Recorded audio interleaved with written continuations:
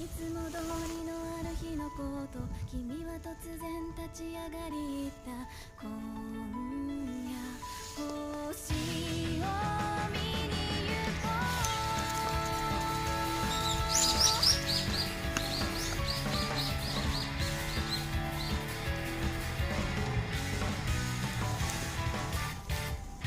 ここいつ